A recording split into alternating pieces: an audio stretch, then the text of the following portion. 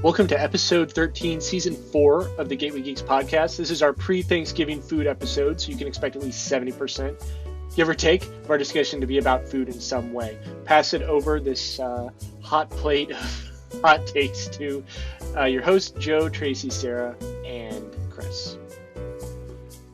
Yay. Y'all get notice? Yes. I guess you can record me. Time for your close-up, darling. Yes. Oh wait, I have to introduce everybody. Okay, so welcome to episode 13 of season 4 of the Gateway Geeks podcast. This is kind of our food episode in preparation for Thanksgiving, where we'll all probably just be staying in our houses. Yeah.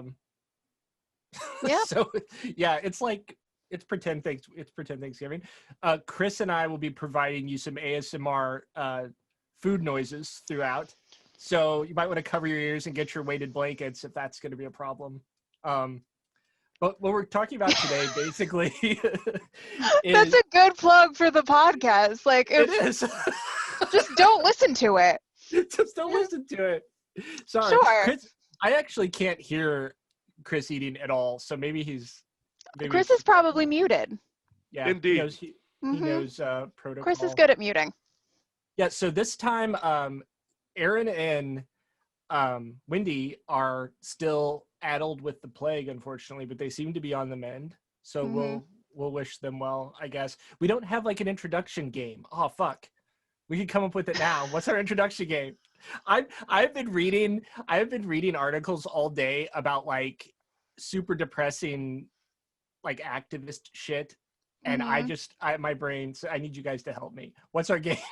I don't know. No, I'm gearing up to work 30 hours over the next 4 days. So like, oh my god, I've got nothing. Oh my god. Do you think you're gonna? I'm physically here, but like, well, how about everybody this? say your name and then the most pressing aspect of your Thanksgiving plans. Ooh, there you go. Okay, go ahead, Chris. You thought of it. You got to give us time. Hi, I'm Chris, and I will probably be purchasing Thanksgiving dinner from, I don't know, maybe Sarah's employer. So, I mean, I've seen the things; they look really good. Like, yeah, no, my wife specifically said you cannot cook Thanksgiving dinner; it has to be good. That's harsh. Jesus. Oh. She ain't wrong. Yeah, so I'm Joe. So go ahead, Joe. Yeah, I'm Joe. My most pressing Thanksgiving. I don't even know. I think we're gonna make some kind of Mexican food like we did last year. I'm just gonna come out and say this. I will eat turkey. I'm fine. Like, my mom makes a good turkey. My grandma makes a good turkey. I do not. I've made turkey myself a couple of times. It is a pain in the ass, and I don't think it's worth it, personally. I just don't. I would much rather have, like, pretty much anything else. So we're probably just going to do tacos. Aren't we, Tracy? I'm handing it to you now. Turkey's one of the few things I make because it's, like, idiot-proof. Dude, are you joking? Turkey is not idiot-proof. What are you talking about? Like, you have how big of a turkey are we talking? First of all, like, the smallest one I can find right now in the Schnucks next door is probably, like, what? How many pounds? I mean, probably I don't 8 know to 10 pounds. Right. You can find 8 to 10 pound turkeys. Those are probably all gone now because no one's buying the big ones. Actually, people are buying the big ones. I've sold a lot of like 20-pound turkeys to people. I'm like, my dudes, who is going to eat this? Sandwiches to Christmas, man. Dude, I mean, that's true, yeah. I will say I like a good, like, just white bread, Miracle Whip, pickles, turkey sandwich. Hell yeah. I do like that. Yeah, no, the point of turkey is really the leftovers. Yeah. Because, like, leftover turkey sandwiches, excellent. And then you take the whole carcass and all the gizzards and stuff that come in it, and you make stock. And then you fill your freezer with stock. And that shit lasts forever. That's a good idea. We have a picture from, Tracy and I have a picture from like 3 years ago where we ate a turkey and then realized there were only 2 of us, and then we just like let our cats pick at the carcass as though they had killed it on the Serengeti or something. It was pretty. Take your leftover dark meat. That's your sandwich fodder. You hold on to that forever. You take your leftover white meat that's going to be garbage tomorrow. You take that with your leftover stuffing, and you make stuffing white meat turkey casserole. Yeah, buddy. That's what you do with that. Don't try to use 4-day-old white meat for a sandwich. It's just a problem. No, it's sad. It's just dry. White meat dries out immediately. I'm going to pass it to Sarah so she can. So our introduction is not like 17 minutes long. Okay. And Sarah's turn. Hello, I'm Sarah Jane Connor. I guess the most depressing thing about my Thanksgiving plans is that my goal for the next week is to not actively cry while I'm on the floor at work. Like, that's pretty much it. Yeah. That's the point I'm at right now. That's a long time. So is it just the long shits, or is it like just people being shitty? Oh, it's just people being shitty. Yeah. Like, it's fine if we're busy, and it's fine, like, working a bunch of hours in a row. It's just that, like, people are assholes. Like, yes, very true. That's it. Well, I'm sorry to hear that. My name's Tracy. I think the most depressing thing about my Thanksgiving plans is that I'm not going to be making cornbread dressing. What? Oh, when did you decide that is this? depressing. Because we're having Mexican food and it doesn't go. Tracy, goes with everything. Tracy, you have to make that. Tracy always makes like a giant casserole dish of it, and then I gain. It's huge. I gain like 30 pounds, as one does. Yeah. It's great. Yeah. Just do Southwest cornbread. There you go. That's true. Yeah. I could do Dude, that. I actually always thought, so I didn't understand for a long time the difference between stuffing and dressing. Because like my family makes stuffing, but they don't put it in the turkey. They just call it stuffing. So to me, that's what's confusing. Because like dressing. Yeah. It's technically that it's the same thing, but like dressing is like cooked separately in its own dish and stuffing is cooked directly inside of the turkey, which honestly, recipe for salmonella, don't recommend that you do that. Nope. Yes. Yeah. And do you all have, so Tracy makes really good cornbread dressing. Do you all have, your families have the oyster dressing or stuffing? That's what my mom. Oh, I like the oyster dressing. Yeah. Not a fan. I wonder if that's like a northern or East Coast thing. Northeast, yeah. Yeah, because it's like, I've talked to people in the South about that, and they're always just like, what the fuck are you doing? Like, why would you do that? It's a hard sell for me. Like, I like it. It's just like, to me, it's just not dressing. It's something entirely different. Like, I like it, but I don't put it in the dressing category. That's fair. So all shellfish for most of the history of the United States was considered garbage protein that you would mix in with something else so that you would like survive through the winter. Like famously, the infamous Pennsylvania State Penitentiary once had a riot when they served lobster for the 3rd time in a week, and they're like, "You can't keep feeding us this garbage." Yep. Yeah. I mean, it's like when you watch those sci-fi movies and there's like some kind of little, I don't know, Chris, did you see the latest episode of The Mandalorian, the one with the spiders? Yes. That's not the most recent episode. But that's the second to most. No, actually, it's the second episode. Yes. But they have like these giant spiders and they're running around, and I'm like, really, that's kind of indistinguishable from a crab. Like, that's basically what crabs are. I mean, yeah, all crustaceans are basically just like sea bugs. Yeah. Who's the first person that ever looked at a lobster and thought, I was like, that's yeah, edible? Yeah. If I were like a fucking, Neolithic hunter-gatherer and I see a lobster for the first time, I would run. I would be like, oh no, we have angered the sea god and it has sent this creature after us. I will tell you though, whenever I was going through my first interaction with vegetarianism, like in high school, you know how most people will say like, oh, I'm a vegetarian because I don't like veal or I don't want to hurt the little chickens or whatever. Yeah. For me, it was the lobsters in the tank at Red Lobster. And it wasn't because I thought they were cute. It was because it's like, how fucked up is it that they're just sitting in this tiny tank waiting to be boiled alive? That is Like, really pretty fucked up, honestly. It's pretty fucked You're up. not even in like a nice restaurant. You're in a fucking Red Lobster. That's very sad. Yeah. That's something that's interesting. I think could be interesting to talk about. So you all, like when I was a kid, I remember we had like a Chinese restaurant in Edwardsville. Mm-hmm. We had like an Indian restaurant, I think, but it was like no one went to it except for like Me. Indian people. Well, and Chris, but it was still like, was it like a true Indian restaurant or was it just a curry spot? Neither. It was like it's not the most authentic Indian food on earth. I love it. I will forever love it. It's very I mean, there's a lot of curry, a lot of rice, a lot of it's a good quick introduction to sort of shitty Indian food. And I like all Indian food. Yeah, same. It's hard not to like Indian food, honestly. Yeah. Yeah. It's always amazing when you discover flavor for the first time.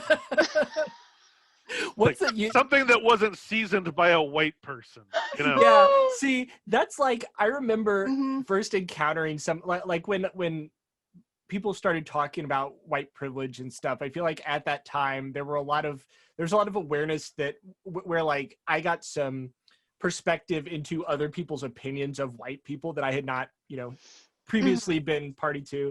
And I remember that one really, really stuck with me because I can actually remember people in my family saying that like the mashed potatoes are too spicy. Like, or like this. Yeah. Oh no, this is an ongoing fight that I have with my mom when I cook, where she's like, this is too spicy. And I'm like, then you have to go to a doctor because there's something wrong with your mouth. There's nothing spicier than black pepper in this. Yeah. Well, I wonder, is it just like white people thinking that spicy means like seasoned instead of maybe?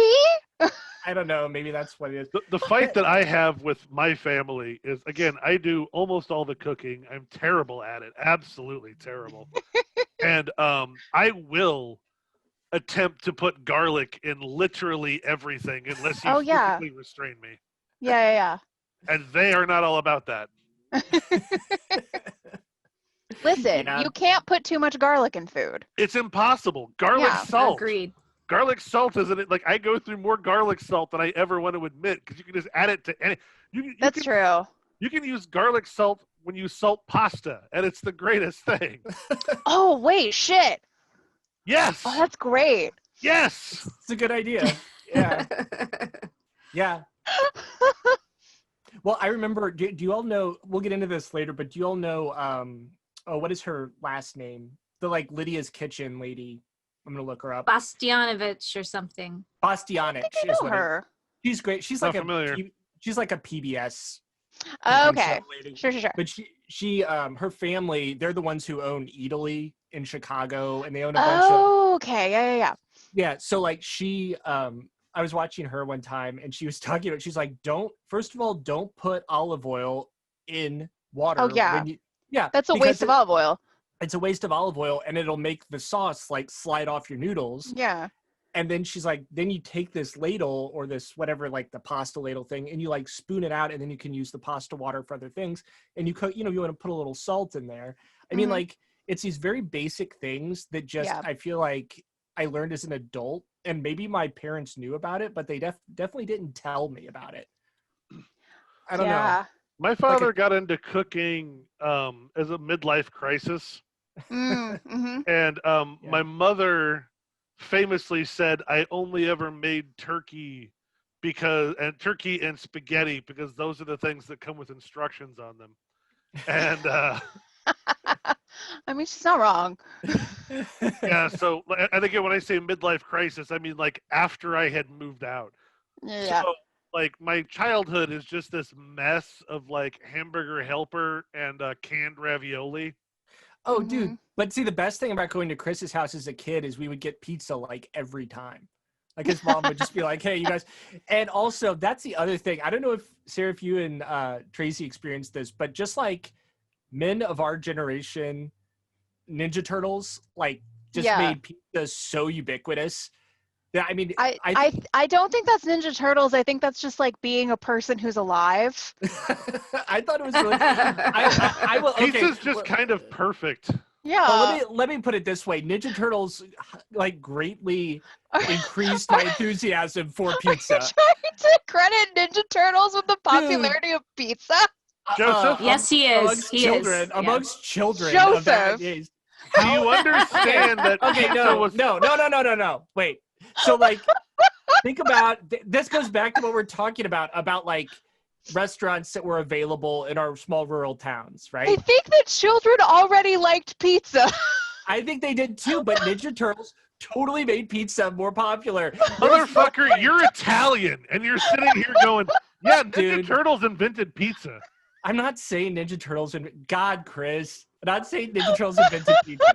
And also, the pizza we eat is totally not Italian pizza anyway. Oh yeah, absolutely not. Yeah. No, it's something else. But yeah, like I remember my my mom and my dad telling me that like when they're from Bethalto, which is super small town, and they were saying that like in the 70s, late 70s, a pizza place finally like got set up there. And before that, like I don't understand what restaurants were even in town, because like they said there were no Chinese restaurants, there were no like. It's just funny to hear you say that, because again, I never left Edwardsville, and for the love of God, we have more restaurants than people.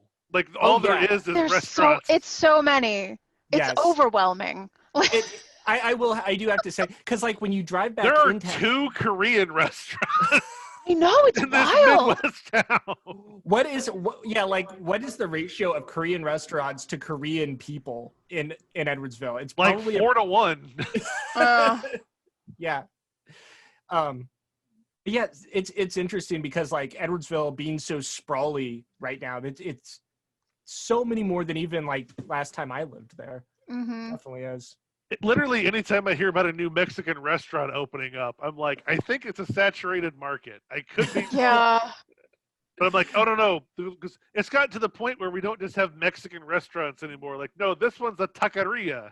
And this one's, Oh, yeah. No, Tracy, you have to talk about our search for Mexican restaurants when we first got together. Because, like, I thought, what's the shitty one that's on, like, Del Mar, Tracy? What was that? I don't remember what it's called. Okay, so there was, like, one chain Mexican sit-down restaurant. El Maguey. El Maguey.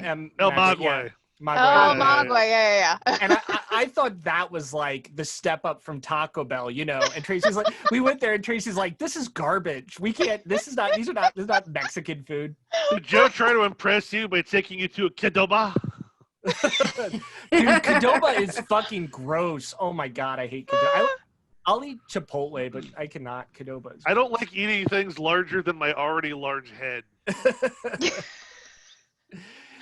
Yeah. So Tracy, how many restaurants did we go through before we finally found some we liked? Before we found some you liked, I should say. Probably like 10, I would say. But there's a lot of Mexican places in St. Louis where like they're not making the salsa fresh, which to me is just like a sin against like any sort of like culinary taste at all. Like where you ask them like what kind of sauce comes on your enchiladas, and they're like the green sauce. And it's just like, oh, so that's coming straight out of a can. Okay, no thank you. I don't want that.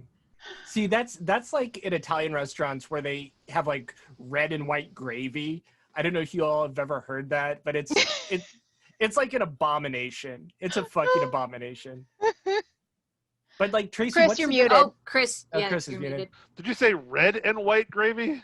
Yeah, they have red There's gravy. red gravy and there's white gravy. And then there's I know white and brown. Red is new to me. Red is tomato sauce. That is what like 5th generation Italian Americans call red sauce. No. I'm like a 5th generation Italian American. Like, no, that's some other white people.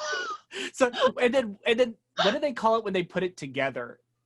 It's not like pink gravy. It's something. There's some word for it. I forget what it's called. Where it's gross. They just mix it together. But yeah, because then there's like how is it gravy? I'm sorry, I can't get past dude. this. This is the Midwest. Everything is gravy. That's do you add fat to it? Like the fat content is no, it's not just gravy. It's just it's called just a gravy. Sauce. That's what people. Okay, why? Seriously, Who I'm gonna find this? regional. It's like that comes out of like New Jersey though. That's not like. Hang on, I'm gonna find regional dialects. You guys, you're right. Yeah, that's an East Coast thing. Fucking Jersey. It's East Coast for sure. But yeah. So wait, we have can't pump your own gas. They call the sauce gravy. Like, fuck off, Jersey. Fuck off, Chris Christie. Okay, wait. So now we have to have an abrupt topic change because otherwise we're just going to totally go completely off the rails. Here is a pancake version picture of Hitler. Not going to do any kind of segue. We're just going to go straight into Pancake Hitler. That is Pancake Hitler, Pancake Donald Trump. This is amazing. This is something that happened I guess it was like last week where the Kpop stands hijacked this meme. So like there's the Million MAGA March, which was like all the pissed off Trump people who were going to do, I don't know, they were going to do some stupid march on Washington. And then a bunch of people hijacked the hashtag and just had pictures of pancakes. And if you're watching the video version of the podcast, you could see some lovely, here's a Ryukuma pancakes, here's some rainbow pancakes. It's just things like this warm my heart. I mean, I don't know so much about the Hitler. I feel like the Hitler pancake is a little bit, we talked about it. He's got some he's got some recessive traits going on there. Yeah.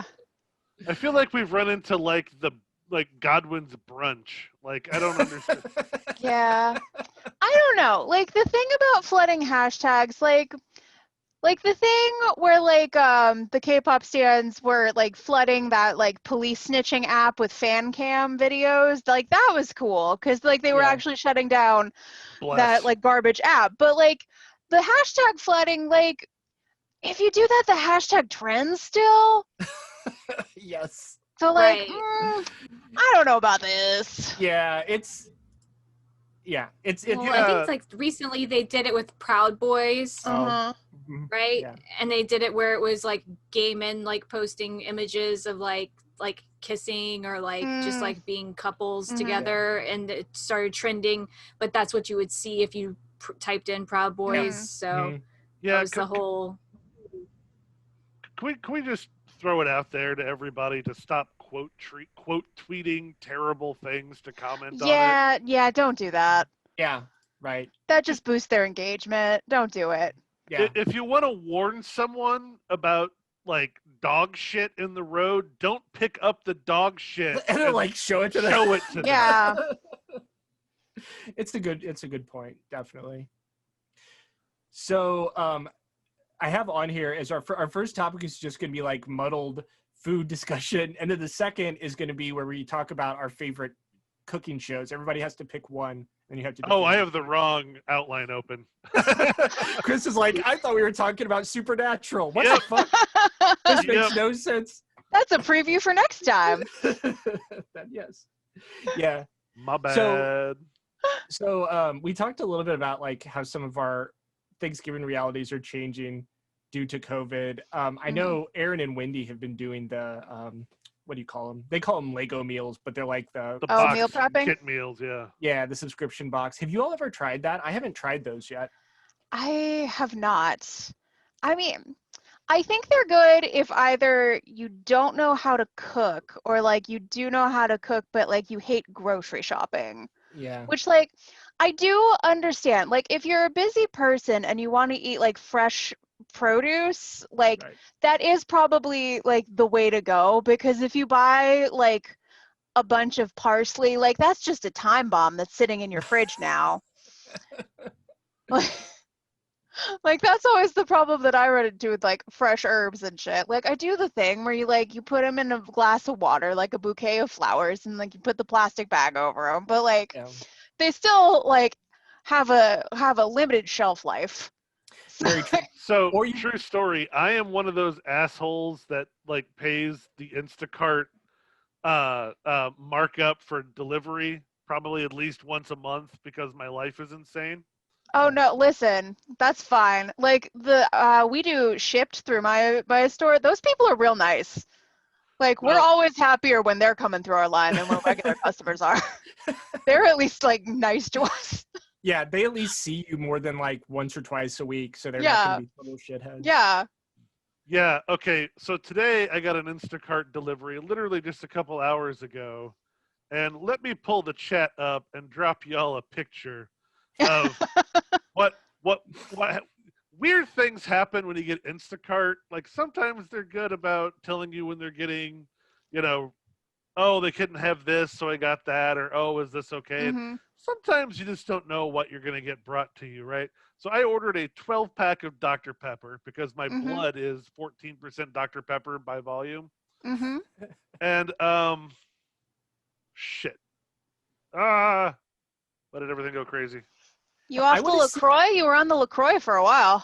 Oh, no, I do both. Okay. My problem is they don't make caffeinated LaCroix. That's true. You were trying to give up caffeine, though, I thought was the point of the LaCroix. No. Oh, God, no. No, that was just... That was because sometimes I need to step down off the LaCroix so I can... Or off the caffeine so I can sleep. Here, I'm just gonna image share. I'm just gonna screen share for a second. So this is what came from my 12-pack of. Why do I never remember how screen share works? There's just a thing on the bottom. It's a giant green button. And then you have to pick the screen that you want to share.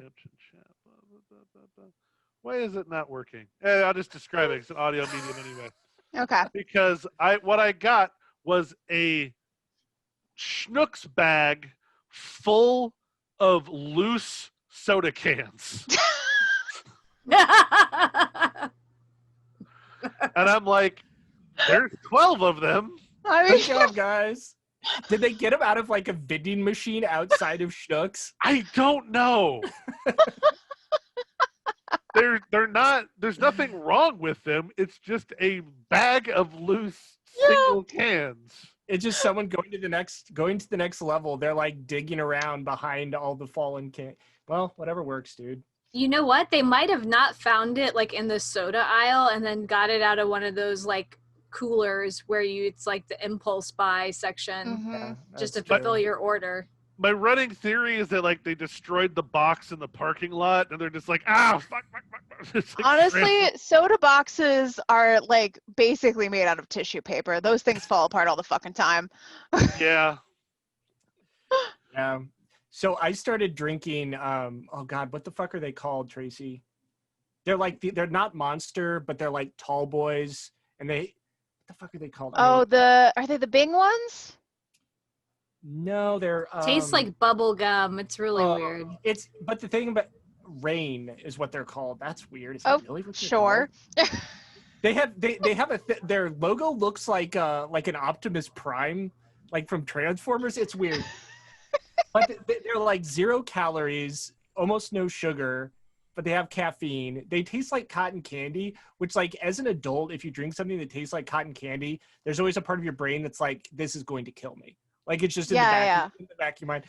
But I have to drink those because I'm just like, in the winter, I'll be working in my office and I'll just get cold.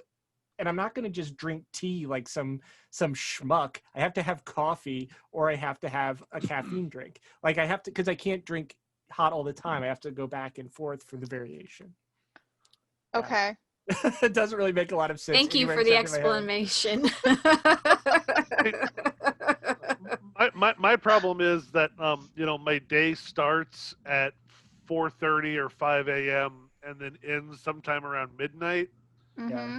So without honest to God, if they would just legalize amphetamines, like I would probably be better off. Just for the love of God, let us do over-the-counter Adderall. Like, come on, like half the government's running on snorting that shit anyway. Just let the rest of us get access. Chris, you could be like the Alex Jones of our podcast and like take your shirt off and your face would get red. You could be screaming into the microphone. It would be great. We record at night, so you gotta open you gotta have the counters and it's the takeoffs and landings. Yes, very true. Like it's not unusual for me to literally spend 6 hours driving in a day.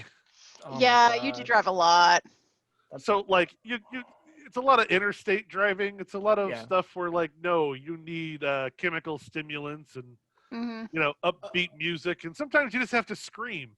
Oh my God, I've done that. That's, you know what though, Illinois and Kansas are two of those states that when you're driving through them, it's like there's some kind of weird, like the scene in. Most of Illinois is a liminal space, honestly. Yes. Oh, yes. oh, It's like the poppy field from Let me tell you about the day I discovered I might have some version of nylophobia. So we were driving back from Yellowstone, and my wife was like, "Oh, there's only 2 states I've never been to, and one of them is North Dakota." And so, under her direction and against every instinct in my body, we went home via North Dakota. Any of y'all ever been to North Dakota?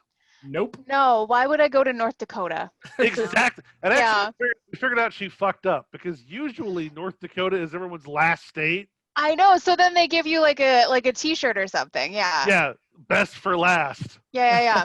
Unfortunately, weirdly, she still doesn't have Oregon. We're working on that. But driving across North Dakota, you think Kansas is bad.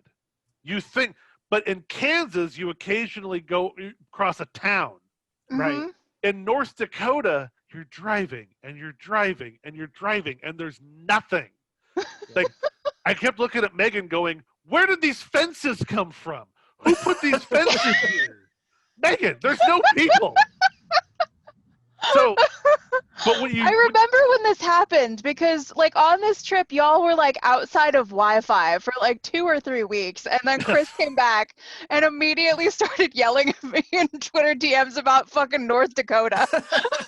Okay, but the craziest thing is when you know when you're coming up on a town because you see it for 30 minutes before you get there. Yeah. Every town has erected an idol. There are these enormous statues of like a cow or a farm couple or something. And honest to God, I think it's these people's brains needing a landmark. And so there's nothing. There's not even hills. There is nothing in North Dakota. Why did we allow it to be a state? That's a good question. North Dakota should just be northern South Dakota. There's nothing there. Yeah, it should just be Dakota, and it should be like a province, not a state. Make it like traded for Puerto Rico. Fuck those fuckers have 2 senators, and I think there's only like 400,000 people that live in the whole state. It's bad. It's like bad. one time I did the math, and if you take Montana, North Dakota, South Dakota, and I think Idaho, and add them together, it's the same population as Puerto Rico. Yeah. Well, let's just get rid of all of them and bring in Puerto Rico. Yeah, that's what I say. No, we don't get rid of them. We make them become one state. A super state, yeah. You are now called Dakota. You were the Dakota territory before. You are now Dakota. You get 2 fucking senators. Mm-hmm. And you still only get like 3 people in the House of Representatives. Yeah, I mean, honestly. Yeah. Yeah, no, that still only comes to like 3 million people. Yeah. It still comes to about the population of Arkansas. Mm-hmm. That's the thing. Anytime you see those fucking electoral maps, they're like, look at all these states and counties that went for Trump. Like, no one lives there. Yeah. Dude, quit letting acres vote. If I had more time, I've thought about like just adding up the population of all of those states and like comparing it to California. Like it won't even be close to that. Well, you don't have to. Like, people have done the math for you. My personal favorite is someone did the math and figured out that if the Democrats win both Senate seats in Georgia, it'll be a 50-50 split, right? Mm-hmm. Yeah. Except that the Democratic senators will represent 50 million more people than the Republican senators. Oh my God. Wow. Because Republicans rule empty states. Mm-hmm. Like, welcome to Idaho. There's no room for you here. Like, really? There's nothing but room. Fucker. Yeah, I know. God. And we got too many immigrants coming into my... Like, you fucking live in Iowa, motherfucker. You've never. Oh my God. Yeah, you should be so lucky that I would move here. Go fuck Don't yourself. even get me started about the politics of Iowa, where they're like, at first, like, the thing is, Iowa's fucking wild. I don't know. Here's the Dude, thing about Iowa, because like they only fucking grow corn in Iowa, right? They're like a lamer version of Oregon. It's like all white people, and they suck. Yeah. So the thing that happened to the politics of Iowa in particular is that it's all corn, and corn is mechanized. Corn farms have like 6 people working on them. They don't need immigrant labor. So people in Iowa have never seen a Mexican before. But they hear about them and they sound scary. Yeah. And that's why, that's like fucking Steve King, who's got a Confederate flag on his desk in Iowa. Yeah, I know. Iowa. It's part of my culture. What culture, you corn-fed Nazi? Well, and you know the thing about that's so upset. So one of the articles I was reading today was about immigrants from South America and Central America and Mexico. And they were in this little, Tracy, what was the town? We talked about it. It's near Arizona, but it's across the border. Nogales. So they were all like in this shelter for immigrants or for people who'd been deported or whatever. And they asked them like the pie in the sky question, if we could help you with any resource, what would you want? And they're like, we just want work visas. Like, we don't want to be Americans. Just let us come into the country and then leave legally. Like, we're not trying to come here and take your shit. We're trying to come here and like fucking pick strawberries for 3 months and go home. Yeah. So 2 things happened that caused the explosion of, the Mexican American population. One was Ronald Reagan, who had this whole thing where like, we're gonna solidify this border. Because once upon a time you would come across the border, work for the season, and then go home for the winter. Yeah. But once they solidified the border, it was too dangerous to go home, so they stayed and had families here. Yeah. Right. The other thing that happened was NAFTA. All the shit you hear about, like, oh, all the car plants went to Mexico. Yeah, but guess what? We flooded Mexico with corn. Yeah. That's all. I live in Illinois. I live in farm country. I'm surrounded by farm. I know way too much about corn politics. Chris has a very antagonistic relationship with corn. Yeah. Well, no, it's just the fact that we flooded Mexico with corn and destroyed Mexican farmers. Yeah. They could not compete because we just dumped a metric ton. The United States grows more corn than the rest of the world put together. Yeah. It's a lot of corn. Churn out so much fucking corn, y'all. Yeah. This right here, this is just mostly corn. It's all corn. We're going to drink corn, yes. So all these northern Mexican farmers, all they know how to do is farm, so they had to go to the U.S. to get jobs because we dump our ag products down there. Right. And how did what is it? It's like Zapistas. It's like the indigenous Zapatistas. So like they were protesting NAFTA in like the 90s, right? I don't know exactly. I don't know the full story of that, but yeah. A lot of the NAFTA protests also were tied up in the newly resurgent World Trade Organization, right? Because like the part of the WTO you don't hear about is they have an independent court system that was being used to undermine environmental regulations and break up, union organizing in Central America. And right. Honey Bunny's like, this political intermission is brought to you by Honey Bunny. But good news, NAFTA's dead because Trump ripped it up and then renegotiated the exact same fucking agreement, but he got to put his name on it. It's called Trump. It's called Trump, not NAFTA. I don't remember what it's called, but it's got another dumb name. Yeah. So, okay, let's move on. That got very political. Yeah, wasn't this episode supposed to be about food? It was supposed to be about food. Food is very political. That is true. So, okay, I have to ask, have you all seen Apple and Onion? It's like the best cartoon ever made. I haven't. Incredible. It's incredible. I don't watch anything anymore. It's amazing though. I have not. I know. I've heard it's really good. It's like it's got the guy from is it the IT Crowd, Tracy? Yes. he's Onion, and then I forget who Apple is, but it's really weird because like everyone in the show is some kind of anthropomorphic food or food object. Are we talking Richard Iowade or Chris O'Dowd? I have to look up some actual examples of that. Which dude from the IT crowd? Oh God, I don't even know. The guy with the glasses. That's Iowade, yeah. Iowade, I love him. He's great. He's a great voice actor too. Like it's perfect. It's so good. It's like you immediately. I mean, if you only saw him in the IT crowd one time and you heard his voice on Apple and Onion, you just like immediately. It sounds no different. He's not doing a voice or anything. It's not the easiest thing to find, but if you can find Travel Man, the travel series, it is the best travel series you've ever seen. Where it's just him and another comedian going somewhere, and it's him just being his usual dry self of like, well, I'm gonna hate this, but we're gonna talk about it. Oh, yeah. Oh, it's so good. It used to all be on YouTube. I don't know if they've taken it down yet or not, but like it goes up and down. Yeah. If you can find any episode of him and Noel Fielding, it's just oh yeah, it's great. They like go to Amsterdam and get like fucking zooted. It's incredible. And like the two of them love each other so much in the most antagonistic way possible. Yes. Yeah. I got to say, I really have started to like cooking shows, the ones where they travel and like eat food on the street in that like Anthony Bourdain kind of fashion. I really like those. Somebody feed Phil. I was like, Chris, it's time for you to talk about Feed Phil. Talk about Somebody Feed Phil. It's on Netflix. It's Phil Rosenstein, who is he was the executive producer of Everybody Loves Raymond. Oh, okay.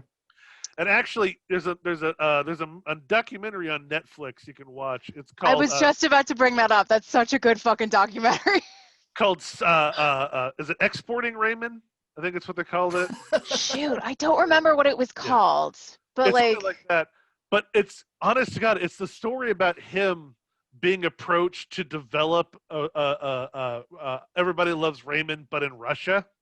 And it is the most incisive documentary about the state of Russia and its people you will ever see. You will understand Russia for the first time through the eyes of this very confused man trying to make Everybody Loves Raymond. Like he's in this constant fight with the costumer who she's like, oh, they're going to wear high couture. And he's like, no, they need to be dressed like everyday people. And everyone's like, no one in Russia wants to see a bum dressed like a bum. Yeah. No, it must be dressed to the nines. And he fights them constantly. By the end of the episode, he's like, they were right. They were absolutely right. Yeah. Like he's showing like the studios that they're shooting in are like dilapidated former Soviet propaganda centers that are like leaking out of the ceilings. But anyway, he has this food show on Netflix called Somebody Feed Phil, where he just goes around the world eating things and being delightful. And they're constantly breaking scene because he's trying to feed the crew. Yeah. Constantly like, everybody, come over here. You have to turn the Phil. We have to keep filming. Like, I don't care. That's amazing. Tracy, what is the show that we watched with like the two like old ladies, like the two adorable little old ladies, and they're always like they're doing this. So I don't know. Tracy, can you describe? I don't remember what it's called, but it is a very sweet show. Describe it, because I'm going to look it up. Go ahead. See if you could describe it. Is it Ab Fab? No, it's not. It's not Ab Fab. It's more like two Midwestern grandmas, or I guess they're from New York. I guess they're like two. Yeah. I don't think and they're going around like trying food, but they're like very like flirtatious with like the male chefs and like very much like I mean it's just very like lovable characters, but they also are like trying to get the crew. It's called Food Flirts. It's amazing. Oh, okay. It's like, so the best part is they both have that little old lady thing where like you can tell they both wear wigs and draw their eyebrows on, but they're both like, I mean, it's old lady drag. Like that's basically what it is. Yeah. It's amazing. But you're they still do not the same- convincing me this isn't a reboot of Ab Fab. It's maybe like 20 years later. But the cool thing about it is they do the same thing. Like they go into these restaurants and they ask people how to cook things. They go to like 3 restaurants an episode, and then at the end they invite everyone whose restaurant they went to their house, and they try to like make everything that they learned how to cook, and they try to make it make sense. But it's so fucking weird because the restaurants they choose to go to, there's not like a theme. It's like they'll go to like one of the ones I watched. They went to like a sushi place and like a Mexican place and like an Italian place, and then they had people over, and their sushi thing was seriously just like a pile of seaweed with like some squid on. But everyone's like, this is really good. I mean, it's just about their personality. Like I don't know how good the food is, but it's entertaining to watch. Why is it not called Horny on Main Course?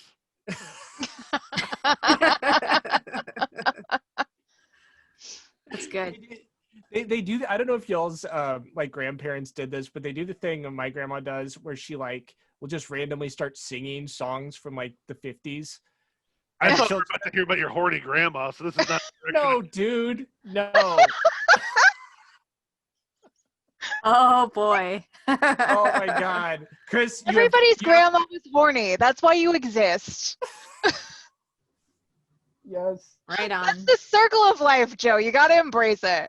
Did Futurama teach you nothing? No. Why are we? Okay.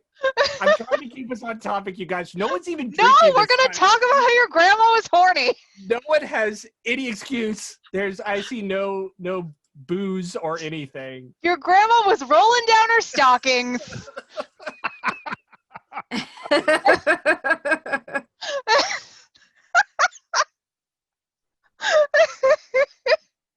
Oh my God. What is Okay. I can't even blame alcohol in this one. I just like to cause problems on purpose.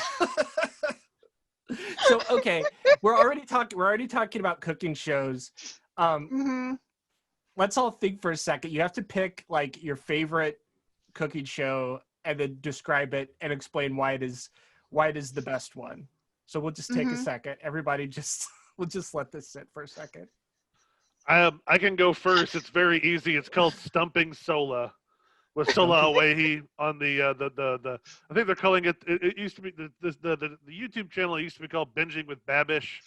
I think they call it like the Babish universe, whatever. Cinematic universe, yeah. But Stumping Sola. So Sola Awahi, if you don't know, she was. She used to be with Bon Appetit Kitchen, who she was the one who famously found out that she was making like $40,000 a year, and all of her coworkers were making 6 digits around her, and she was the one that everyone would come to when they fucked up. Literally, you'd watch episodes like Sola, help, Sola, come save this thing that I fucked up. Like, she wasn't supposed to be on air. She was just known in the test kitchen as the one who knows what she's doing. Yeah. And so she kind of very publicly was like, yeah, fuck this noise. All the white people make money and the rest of us don't. And now Stumping Sola is amazing because, so like they'll have like a theme for an episode like Thanksgiving, right? But then they have a wheel of complications that they spin. And so she'd have to do like Thanksgiving for astronauts. So everything has to be freeze dried. Or they'll do like macaroni and cheese in the 1800s. Oh my God. That's amazing though. That sounds great. And she is just phenomenal, and she walks you through what she's doing, and she makes everything look effortless, and it's not at all. And it is funny when she's doing the Thanksgiving one where she's like, all right, we're going simple with this. Everything should taste like salt and fat all the time. That's Thanksgiving. Salt and fat. Let's go. It's true. She's not wrong. Nope. No. I'm honestly having a very hard time picking between like 3 different things. So I'm going to let someone else go and hope that they pick one of the things I picked. Otherwise, I'm going to have a hard time choosing. I am torn between a couple. Like, I've watched a lot of cooking shows. Go ahead, Sarah. Over the course of it. I don't know. I'm a Good Eats fan from way back, but we recently found out that Alton Brown is a Republican. So like, nah. Done with that. Yep. Did he wait? So what I interpret, maybe I didn't see the same thing you did. I was watching his like quarantine kitchen thing, and like him and his wife. No, this is on Twitter. He's like a registered Republican. Oh. Yeah, I mean, there's a thing. Yeah, I was having fun with the quarantine stuff too, because he was just slowly losing his mind in an empty production kitchen. There's an episode of Quarantine Kitchen where I think it's actually like the election night thing, and he comes out and he's like a Mitt Romney Republican, which is not okay, but at least it's not like a Trump Republican. I'll take that. What? I didn't hear about this. I'm like late to the party here. Tracy, he's like a white dude who lives in Georgia who's been rich for 20 years. Like, of course. Like, it doesn't. I mean, like, really it's not surprising, but still, like. Yeah. It's still disappointing. Yeah. I think he owns an airplane, so like. That's what yeah, that is generally a pretty good. Indicator that someone is a Republican. Yeah. I'm glad he's not a Trump Republican, but still. I mean, that's a low bar to clear, though. It really is. Yeah. Like, yeah. It is. Being a Romney Republican is being like, I really, I don't like where we're at, but I really love everything that got us here. Mm-hmm. Right. Yeah. Yep. Yeah. I don't enjoy this car wreck, but I do enjoy drag racing with no brakes. Well, did we talk about it on the podcast already, like why Alton Brown is famous? It's really fucking weird. Did I tell you guys this already? I just remember, I don't remember him before Good Eats. No, so what he's famous for is he's actually like a cameraman, and he developed like one of the first, you know how now they have those like camera stabilizers that you can wear where it's like a harness? Uh-huh. Like Steadicam?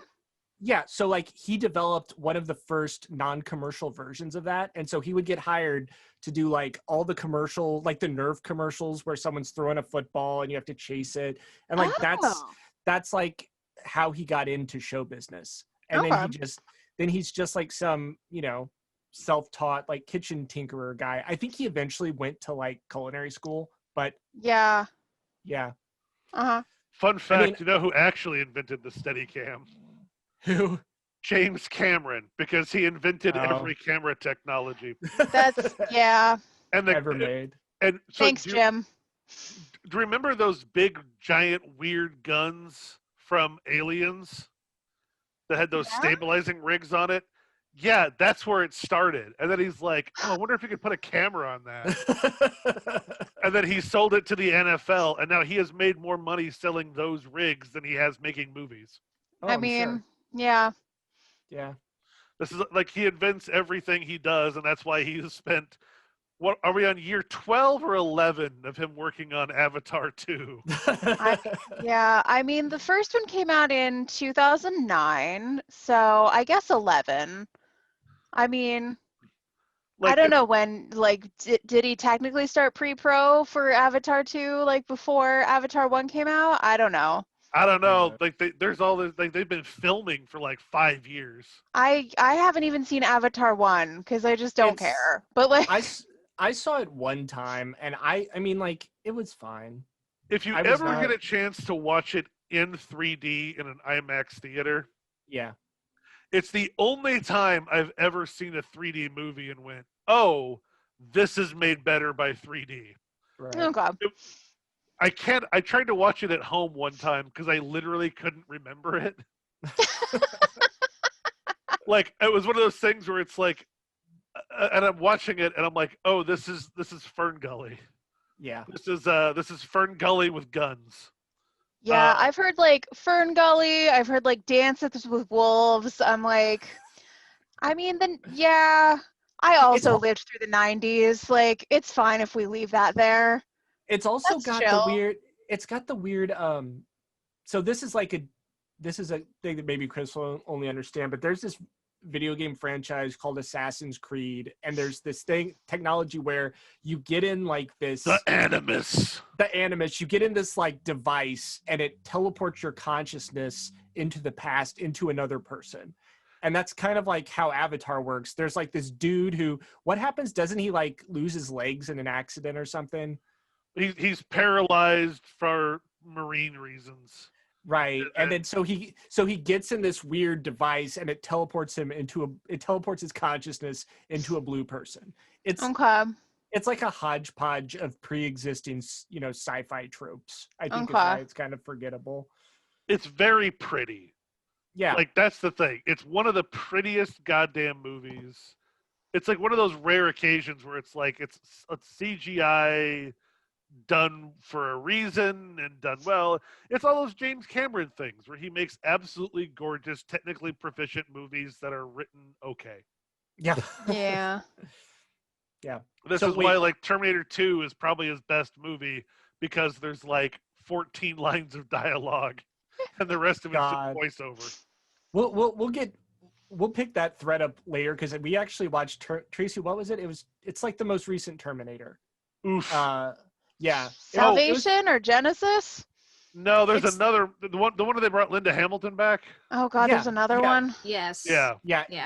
And Linda Hamilton, like, I'll watch that just to watch Linda Hamilton. But I try to know as little about the Terminator franchise as possible. It only Why is that? Problems. Yeah. Why? Fair enough. Fair enough. I can't tell you how long I've been trying to get her to watch the Sarah Connor Chronicles, and she's just nope. I won't. I won't do it on principle. Which is weirdly one of the best television shows ever, and it's like no one remembers it. So, But like it's Lena Headey, and I will watch Lena Headey do laundry. I do love Lena Headey. Yeah. I still won't watch the Sarah Connor Chronicles, though. Yeah, I know. Occasionally, I remember she was in the 300, and I still refuse to ever watch that piece of shit again. Yeah. Mm-hmm. Yeah, she was. That's right. God, I hate that movie. Yeah, I don't think I even made it all the way through 300. Well, you're not the target audience. No, and you not know sure who the target audience is, but neither of us is it. Yeah. No. Yeah, it's a weird target audience. Well, it's like Frank Miller fans. That's really it. I don't know. Like, it's the defining characteristic of the Spartan hoplite soldiers were their thick copper plate armor that they would wear side to side with interlocking shields and extended spears, and that's how instead it's like, no, they're wearing loincloths. It's their tanned muscular thighs, Chris. That's the defining characteristic. See, really, it's the fact that they have the superpower to fight entirely in slow motion. Yeah. It gives you a lot more time to react. That's very true. 300 is weird. It's a weird combination of fascism and homoeroticism that you just don't see very often. Okay, but how much fascist propaganda have you watched? Because there's a lot of unintentional homoeroticism. Like, have you ever watched Triumph of the Will? Like, it's just a lot of... Do I seem like okay, yeah, I do. I was going to say, do I seem like a kind of person who just sits around and watches Triumph of the Will? But, like, I do seem like that, but I haven't. Look, if I were casting Leni Riefenstahl in a film, I would call you and go, Sarah, I have a role for you. I mean, come on. That's not fair. I don't like that that's true. But it is true. I have a commanding presence. Okay, Sarah, you got to pick a cooking show, or we're going to be doing this for like 5 hours. You got to pick one. If Leni Riefenstahl had a cooking show, what would it be called? Go. Triumph of the Dill, and it's all about making pickles. Triumph of the Grill, and it's all about barbecuing. That's better. There's way more possibilities for that one. Oh, God.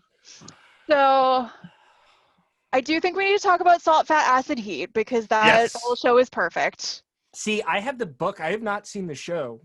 I have both. Like, the book is also excellent. The book is a very good, like, foundational building block cooking book. I highly recommend it. Like, it's only 4 episodes. Try to guess what they're named. Yeah. No, I do very much recommend the book. That's one of the books that, like, if you're only gonna buy one cookbook, like, that's a good, like, option. Mm-hmm. Like, it's very good, and all of the recipes in it work really well. Like, it teaches you, like, the fundamental building blocks of making food taste good, but also there are, like, really good recipes that you can use in there. So it's, like, all purpose. A+, recommended. But the show is very good. I don't think we're ever going to get a second season of it. I think it's just going to be those 4 parts. But like, oh, it's so good. It's like so warm. Like Samin Nosrat is just like, she's just like a really lovely person. Like, she's just like wonderful and enthusiastic and just like so excited to talk to everybody about their culture's food. Yeah. Oh, it's so nice. Like, and it's like all over the place. It's like in Italy, it's in Mexico, it's in Japan. Like, you learn how they make soy sauce. Like, it's so good. Oh, love it. Yeah. She's also like the only person on earth with like positive stories about working at a what was the restaurant she got her started at? The famous I can't remember now. But it's like an infamously like demanding kitchen to work in, and she's like, oh, I loved it so much, I learned so much, and everyone else talks about it like, oh, here's the war years. Yeah. Here's where I earned my scars, kid. No, she's great. She's just like an overwhelmingly positive person. I don't know that it's fun anymore. It was fun before we know that the Bon Appetit test kitchen was kind of a nightmare place, but like, there was a very fun video of her and Brad Leone like making focaccia together. Oh my God, the chaotic energy of that video. Yes. Because she is just this absolute rock of stability and warmth. And the guy she's working with has the clearest case of adult ADHD you have ever seen. And it's just a lot of him going like, okay, yeah, we're going to do it. And she's like, okay, I like the enthusiasm. Let's maybe we should roll out the dough before. No, we're just gonna throw it. Yeah.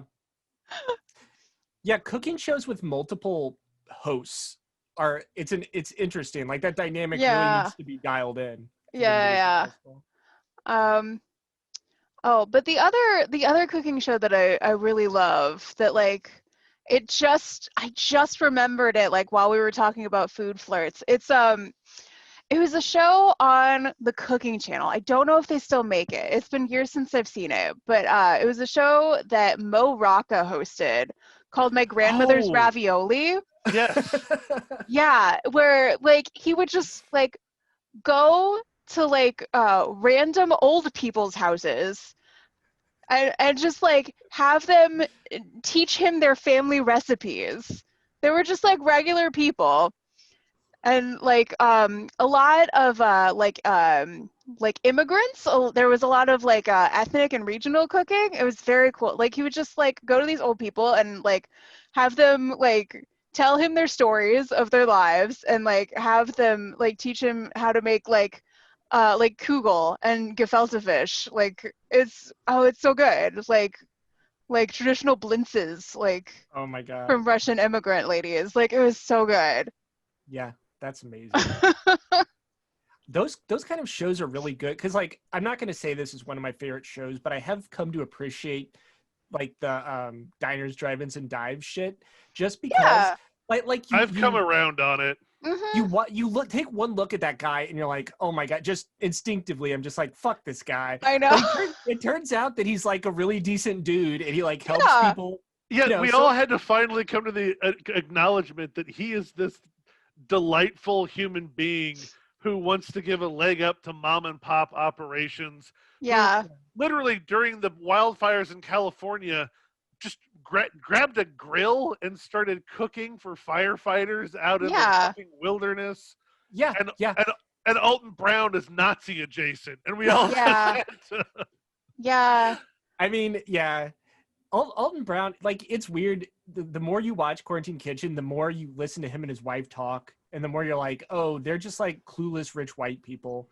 Yeah. The stuff they talk about, it's kind of like, But the thing that's cool about what the fuck is his name? Guy Fieri. Guy Fieri, yeah. Is that he the mayor of Flavortown? Yes. Mayor of Flavortown. We were watching one of the episodes where he came to St. Louis and he went to the Grill of Street Food. And if you haven't had that, I think it's still open in St. Louis.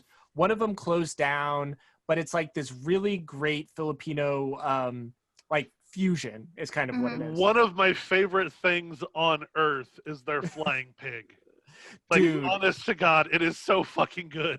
It's real It is good. so good. Yeah. It's real good. Yeah. But I mean, it was really cool because he got, like, I think he must have come to when it was a food truck, because like a lot of restaurants, this may be like a St. Louis thing, maybe it's all over the place, but a lot of food trucks, no, they've spread. No, dude. A lot of really good restaurants in St. Louis are food trucks for like 5 years, and then they finally get a place like once they're already well established. So he came to it when it was a food truck, and they were still selling like all this weird, like very elaborate shit that was probably good, but there's no way you could like make it work long term. And he tried a bunch of that.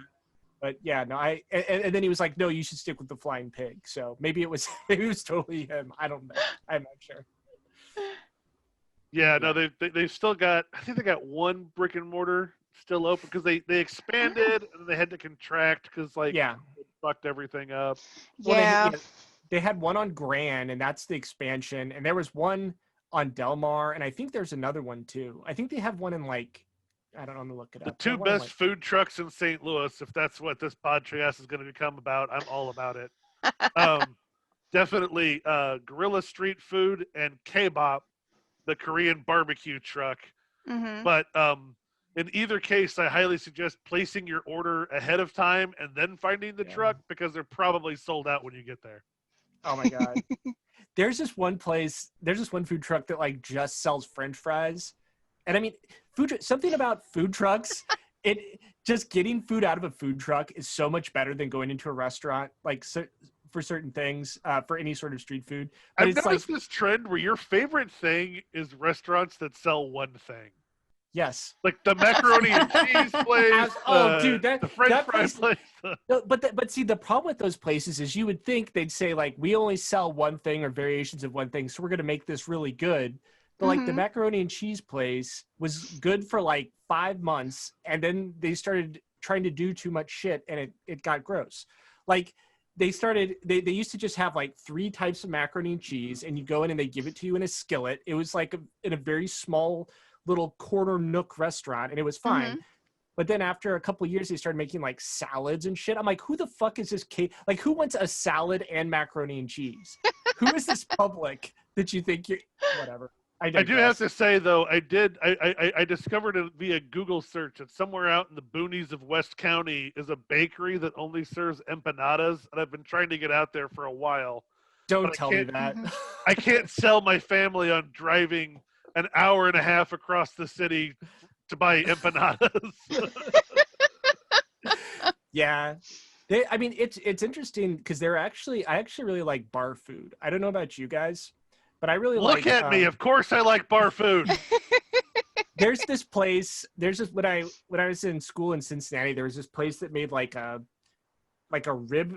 I don't even know how to describe it. It was like very thinly cut. I can tell it's a rib witch just by the fact you're going like this. Yeah, and it had like caramelized onions, and it was very simple. And it's a rib witch, yeah. A rib witch. And then there's the places. There's like been 2 or 3 places in St. Louis that are owned by the one Russian lady, and all of her restaurants make pierogi. She did like Art Bar. Ooh, and I do love a pierogi. Oh, it's good. Yeah.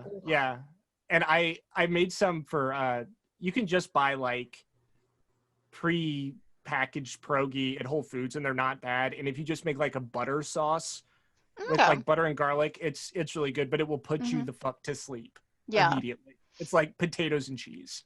So. Oh man, speaking of bar food, just RIP to a St. Louis institution. Joe's Bar is closing. No. Which has been providing food and alcohol to generations of St. Louis nurses right across the street. Oh, man. Yeah.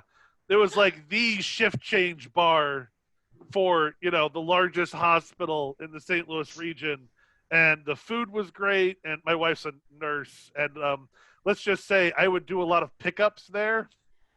That quickly turned into, no, I better just order dinner because we're going to be here for another hour. Is that the one where I went along on the pickup? Yes. Is that where we went? Yeah. And we were there for an hour and a half waiting. Yeah. Uh-huh. Yeah. That's legit. Yeah, they closed. RIP. God. I was so sad when the Majestic closed. That was like my favorite. It was like in the same neighborhood, sort of. It's near the hospital, but it was like a little Greek diner. And in a lot of cities, for any of our listeners who do not live in a city, in a lot of cities in, throughout the United States, there's like this weird genre of Greek restaurant, but it's like a diner. So you go in, and a lot of these were founded, what do you think, like in the maybe early to mid 20th century, probably, where it's like they'll have Greek food, but then they'll also just have like breakfast food, like pancakes and shit. And then they'll like randomly have Italian food. You can tell restaurants have been around for a super long time when there's like 75 things on the menu and there's really no rhyme or reason. They're just trends or something. But there's a million variations of things that are called, like, literally there was one in Alton, Illinois, called the All-American Diner. Yeah. Run by a very enthusiastic Greek man. So yeah, it's like lamb and gyros and hamburgers and French fries. The country's covered in those, all run by immigrants, and they're fantastic. Yes, it's true. I mean, I think we could agree that generally immigrants make the best food. Yeah. They produce the best restaurants, for sure. Yeah, because who else would want to run a restaurant? Like, it's a terrible business.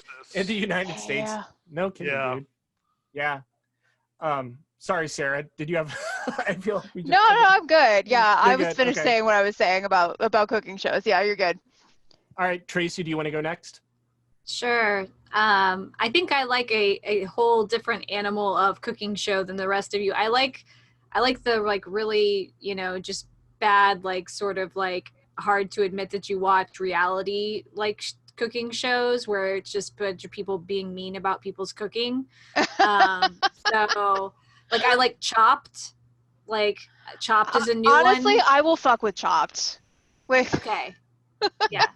I mean, like, Chopped is like, it's just, I mean, they put the weird ingredients in the basket and you have to make it and you get knocked off the show if you can't make, like, green jelly beans, like, go into an appetizer dish, like, without parts. Yeah. Like, I like those kind of shows for sure. That's how we should have known that Alton Brown was, like, a weird asshole conservative, because he was on Chopped, and I forget what his ingredient that he suggested, that he, like, got to pick the ingredients, and one of them was seriously, like... Wasn't he on Iron Chef? He was on Iron Chef, but no, he was also like on Iron Chef, and he was the host of Cutthroat Kitchen, which was where chefs had like a certain amount of money, and like if they won, they got to keep all the money that they had, but like they could spend the money to like fuck over the other chefs. Yeah, I was not super into that one. That one was too much for me. And there's like, a thing. Like, I don't like Worst Cooks in America, like the regular one, because it's just like some professional chefs like screaming at people to try to make them better at cooking, and I'm just like, well, that's bad pedagogy. Like, let's not, no.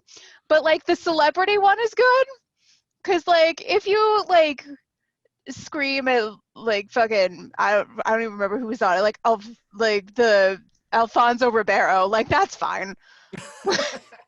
Well, and that's it's also, I feel like, such a culture thing for like people who work in restaurants, because like when I was in high school, one of some of my really good friends worked at what the fuck was it called, Chris? It's like where like James and Toby worked. It was like a fancy ass restaurant that used to be on the outskirts of Edwardsville. I forget what it was called. Oh, Andreas? No, it was Neruda. It was named after Pablo Neruda. Yeah. Which really makes no sense. Pablo Neruda is a poet, whatever. He's a poet. I don't know. He wrote like about love poetry and stuff like that. But so anyway. Oh, have you read the horny French fry poem that Neruda wrote? I have not. It's pretty amazing. Yeah. Please send that to me. I'm literally gonna Google horny French fry poem, and I bet I can find it. I bet you can. Oh my. But yeah, like some of them were chefs, some of them were line cooks and stuff like that. And it like I'd go there and hang out sometimes and wait for them to get off work. And it was just like you'd hear people screaming from the back, and then they'd all get off work and they'd just be fine. Like every once in a while someone would freak out and quit and then come back like the next day. It was very weird. Joe, did you never work in a kitchen? I worked at Burger King, and I worked in mini kitchens, dude. I never worked in a restaurant. All kitchens. You're describing all kitchens. Dude, there's you something. Scream and you throw things, and everyone's burned and bleeding, and then you all go drink together.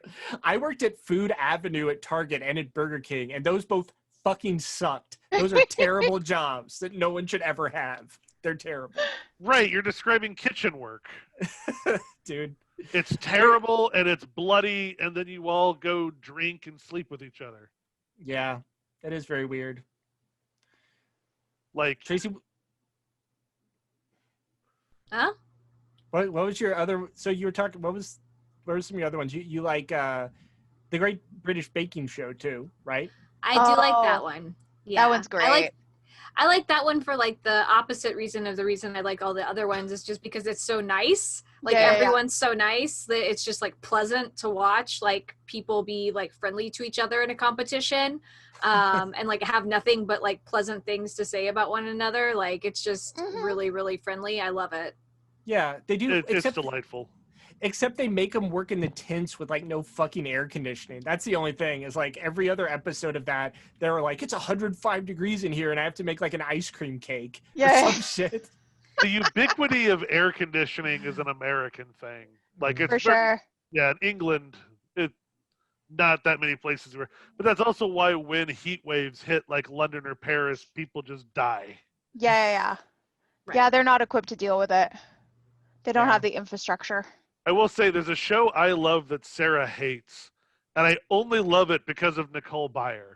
Like, if anyone else hosted it, I love Nailed It. Oh, the reason I hate it is like so revealing about me as a person is the thing that I don't want to talk about. Does it have to do with maybe the reason why I would cast you as Lenny Riefenstahl? Let's not talk about it. Are you a kitchen fascist, Sarah? I'm not a kitchen fascist. It just stresses me out to watch people be bad at things that I'm good at. If I know how to do it, I just like I want to watch people. Yeah. Like it's like it's not even like I want to teach them how to do it. I want to be like I want to go into the television and hold their hand and be like, "This is how you make a cake. Let me help you." I have taken over this production for your own good.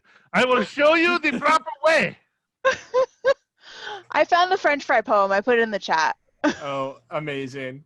French fry poem will be included in the show notes for curious parties. No, oh my Nailed God. It, if you haven't watched it, is literally just people with no business in a kitchen whatsoever competing to make often some very challenging baking challenges that they are always going to fail at, and whoever fails the least wins. Yeah.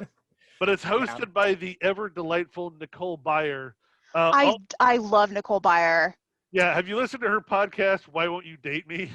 I haven't listened to that one yet. I listened to her Star Wars podcast with Lauren Lapkus, but like I haven't listened to that one. That's also very good. Yeah.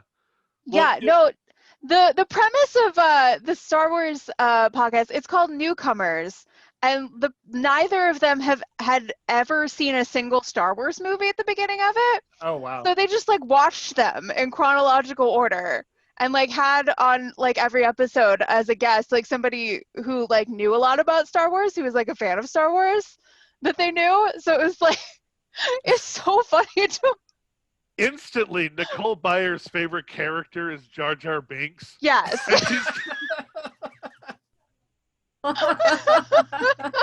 She's like, I love Jar Jar. Why's everybody so down on Jar Jar for? My little Jamaican frogman. Oh, Nicole Byer is, yes, okay. I could not think of who Nicole Byer is. I know. Yeah, like you've seen her and stuff. Like she's ubiquitous. Yes. Well, she has a very distinctive voice. Yeah. Yes. She definitely does. Yeah. Okay. Oh, she's wonderful. I love her. No, I like her she was too. in The Good Place. She's been in everything. Oh, that's right. Yeah. Yeah. So, Tracy, did you have any other shows you want to talk about? No, I mean, I used to watch Top Chef, which I really think the best thing about Top Chef is coming out of it is Carla Hall. And so like I like any I TV love show where her. she is on as a judge, which like she's on like a lot of network shows that like do like holiday challenges, which I really like. I just find her also to be like a very pleasant and like delightful. Like she's just really funny and quirky and like she like, I don't know, she's just really fun. Yeah. No, I agree.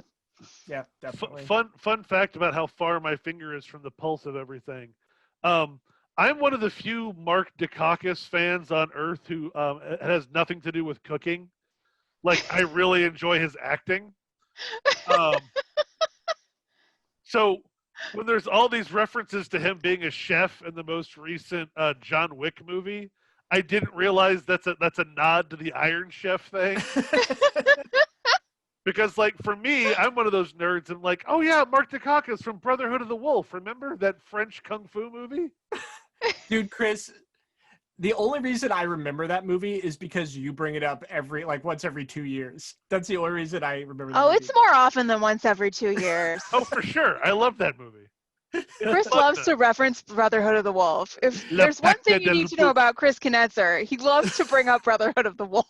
Tracy, we'll have to watch that at some point. It's worth seeing it. It's worth seeing at least once if you haven't seen it already. I think I also haven't seen it somehow. Oh, okay. We'll have to have a Brotherhood of the Wolf episode. It's oh God, I will. Yes, it's literally it's a kung fu movie. It's a Chris French. has never been more excited. No, Chris. never. Chris will arrange to have himself euthanized on that episode just so he can die a happy man. Honest to God, it's a kung fu movie made in France. It's in French. Like, you watch it with subtitles. Yeah. And it's set right before the French Revolution. But again, they're all like kung fu fighting. It's insane. I love it. It's a weird. Are there actual werewolves that are involved, or No. is it just a metaphor? No, it's a metaphor. It's neither. Okay. There's a wolf that's just been. I mean, it's sort of it's a metaphor, but it's the most blunt metaphor ever. Okay. Because it's a wolf that's been trained by the I was more excited when I thought it was about werewolves, honestly. No, it's no interest now. It's a wolf. I'm out. That the aristocracy has trained to hunt the peasantry. Oh, okay. So it's subtle. Yeah. Very subtle. There's nothing subtle about this movie. Also, I was also a big fan of the remember the 90s when like every bad movie franchise got a TV series? Yeah, The Crow had a TV series starring. Oh yes, The Crow. Did it? That was. Oh my God. Yeah, I watched every episode of that. Highlander and all those terrible. Oh my God, we cannot get Chris off on talking about Highlander right now. We're gonna have to. You gotta have Aaron here for that because we have to fight about the fact that I think Highlander is terrible and I love it, and Aaron defends it as good. Yes, you do have to fight, and there can be only one at the end. Okay, so I'm gonna describe. While you all have been talking, I've narrowed it down to 3. I had like 7. I love fucking cooking shows. You know how some people fall asleep to crime shows? I totally fall asleep to cooking shows. Do you all know? So the first one is like an easy one. It's Jacques Pepin, who's like. Oh, he's wonderful. Yeah, he's wonderful. He's on PBS. He kind of studied or worked with and around Julia Child for a while. He started off as a cook at the Howard Johnson back when that was like a thing that people cared about. But when I first saw him, it was in one of his like late, and he's still alive, I think. Yeah. But it was like in one of his later episodes where he would just like bring his granddaughter on and just make whatever the fuck he wanted. And like he doesn't use kitchen utensils besides a knife. Like that's all he uses. And so like he'll cut up some pasta, he'll like make handmade dumplings or something, cut them up, throw them in some water, and then at the end he'll like dump the water out through his giant man hands, like through his giant like orc hands, and then he'll just like throw it on a plate. But he's amazing. And for me it's like it's really just his personality. Like, I don't care if what he's making is even good or even sounds good, but it's just watching someone make something to me that's kind of great. Although maybe like 2 years ago, Tracy got me one of his cookbooks, and he's really good. Obviously, he's like a classically trained French chef, and he's like French. I mean, he's not French American. He's like French, and he lives in America. Yeah. Yeah, but he makes like I don't know how to say it correctly, but it's like the chicken and wine. It's like coca bean or something like that. Oh yeah, coca bean. Which is like very. It seems very elaborate, but I might try to make that for one of the holidays. So I really like him. And that's then one of those things that seems really difficult, but like it's actually not bad. You basically just throw some stuff in like some wine, and then you just like cook the hell out of it for a few hours. Like yeah, and it's pretty hands off, honestly. I might have to try that. Yeah, honestly, the longest time commitment involved in that is because I've done it before. Is vegetable chopping. Oh right. Like yeah, that's the thing that always gets you, because like you don't think to take into account the time that it's gonna take to chop all those fucking carrots, but like that's what gets you. But like no, like it's mostly just like put it in a pot, put the wine in there, wait for it to do its thing. Because that's the thing about French cooking. Like it seems like really elaborate and complicated, but mostly it's just time. Mm-hmm. Yeah. One time Sarah and I were hanging out, and she was this is the kind of person Sarah is. She's just like, I'm hungry. You hungry? Yeah, I'm hungry. And I'm thinking like, oh, we'll run out and grab a burger or something. And she's like, yeah, let me just throw something together really quick. And all of a sudden she's like, how about pasta? And she's like chopping up tomatoes and making sauce from scratch. And I used canned tomatoes. I wasn't chopping up tomatoes. And it was amazing. And I'm sitting here going, I would not put this much work into actual dinner for my family. But for her, it's just like, yeah, I'm just going to take 45 minutes and throw together a light snack. Yeah. I don't do that shit anymore because I work all the time. But yeah. Oh my God. It's amazing how like just making something from scratch, it makes you, even if it doesn't taste better, it definitely tricks you into thinking it's better when you're done. That's how I feel. Like, it's like a self-care thing. It's like I have taken the time to like do this thing for myself. Right. Yeah, absolutely. My wife and I still make fun of the time when my wife was describing her apple pie recipe. Oh my God, don't tell this story. I hate this story. And instinctively Sarah went, oh, you buy your crust?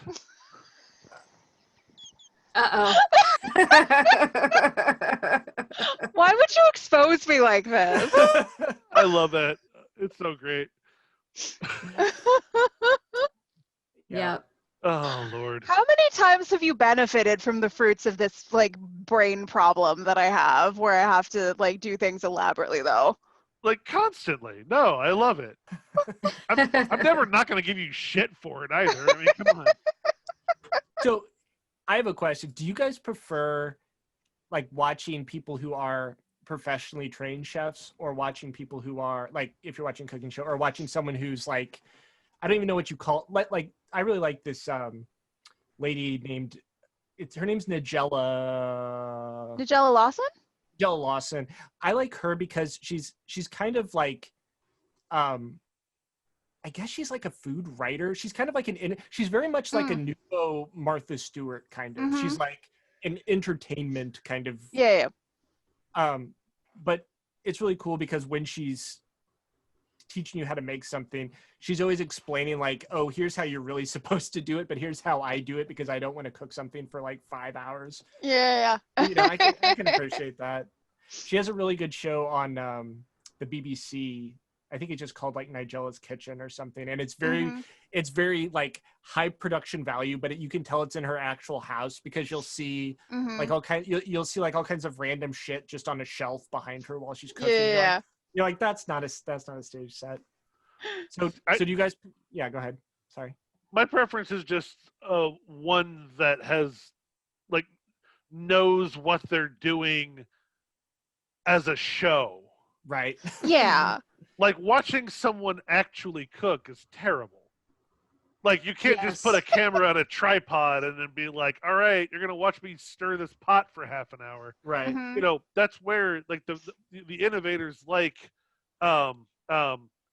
Julia Childs, like, right. You know, like Good Eats, like, you know, and the big breakthrough, like a BA Test Kitchen was and then, you know, binging with Babish and all these other guys was figuring out interesting ways to show and narrate and create flow and create narrative. Like there should be narrative structure to what you're doing.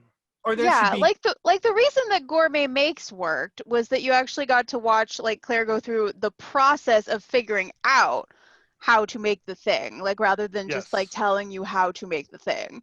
Right. Yeah. Yeah. No one actually wants to make gourmet Twinkies. Yeah. Yeah. No one is going to do that except for Claire. No. Well, it's like, did you all ever watch America's Test Kitchen? Oh yeah, for sure. Yeah. So the thing I really like that show a lot more since Christopher Kimball or whatever his name is fucking left, and it's just like the two ladies.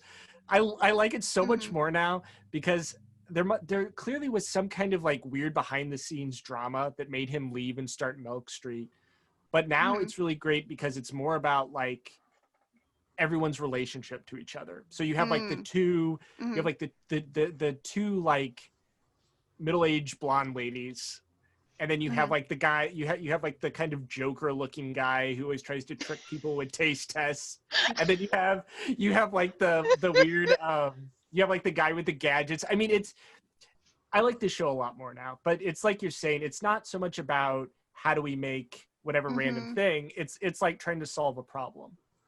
So I used to assume that show was sponsored by La Crusette. And no, chefs just really love La Crusette. Like food people fucking love La Crusette.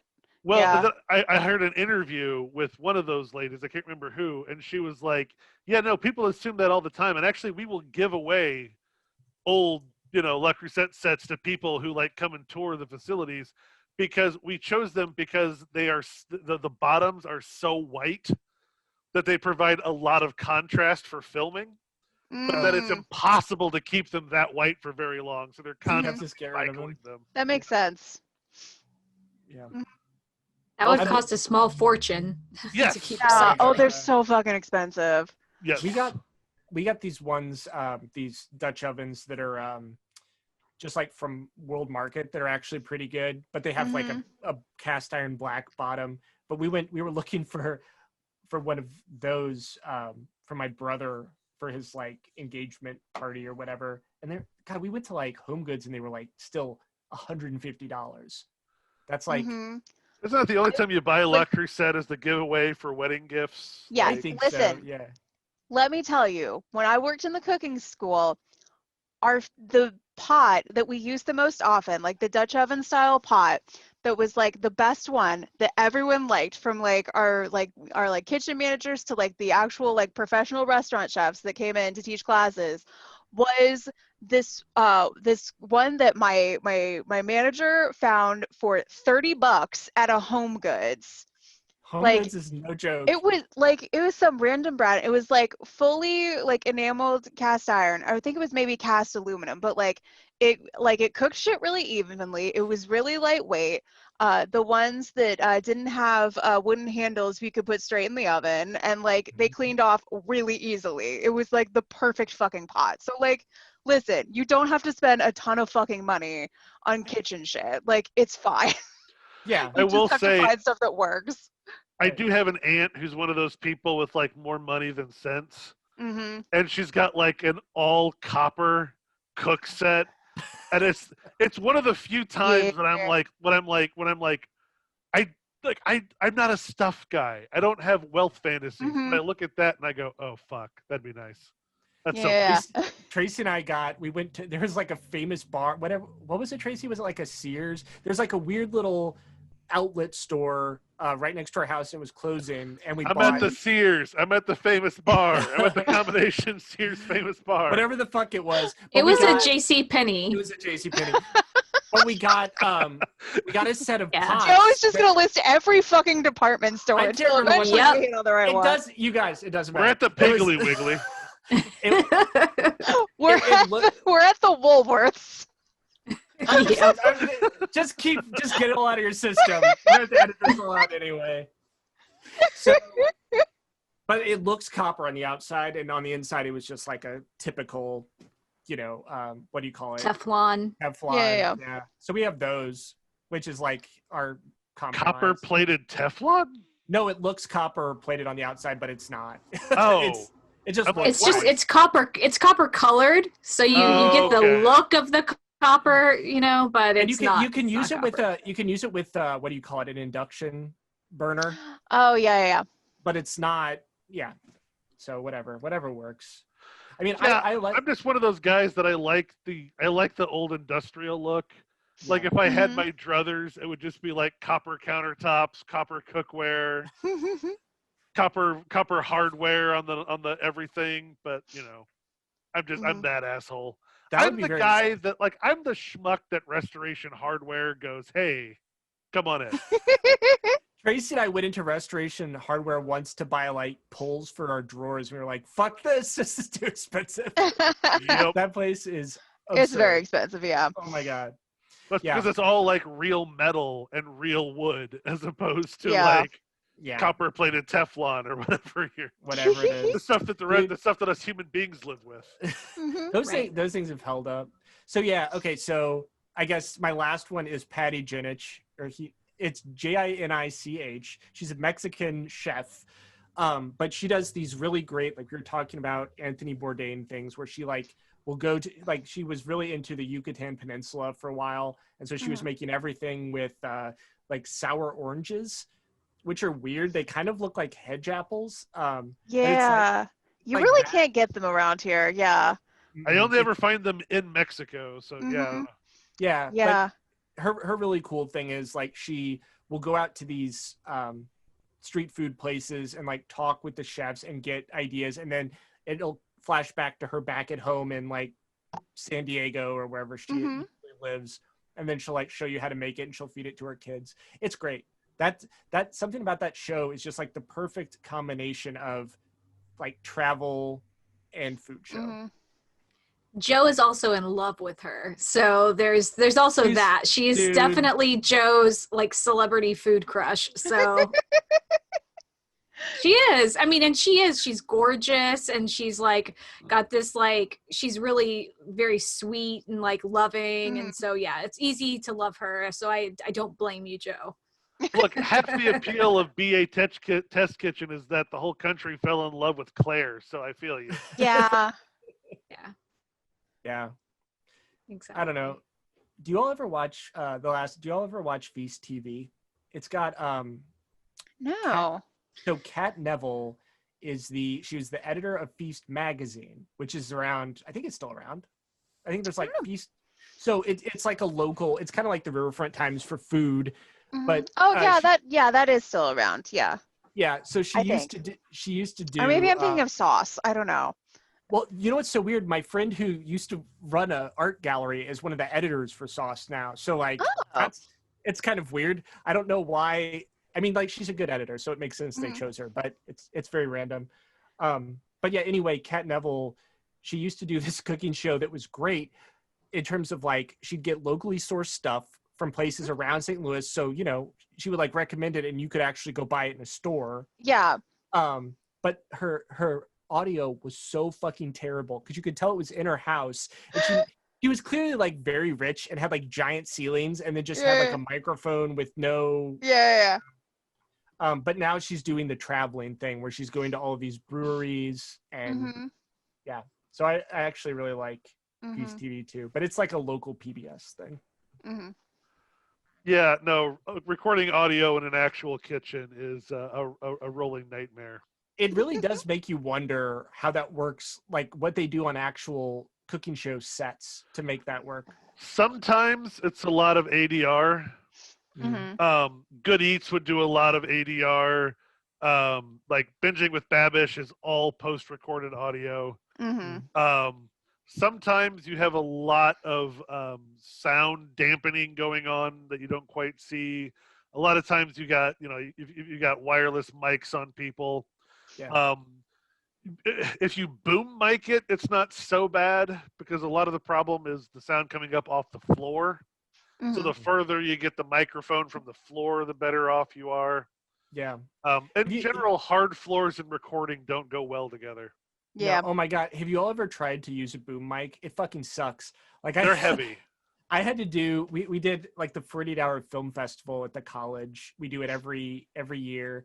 And someone found out that I had some microphones. And so of course they're like, hey, can you hold this? I'll send you guys the link. It's really ridiculous. It's one of the ladies who worked there was she was like a Spanish teacher, and she wanted to do one of the 48-hour film fest things all in Spanish. And so it's like her students speaking gringo Spanish.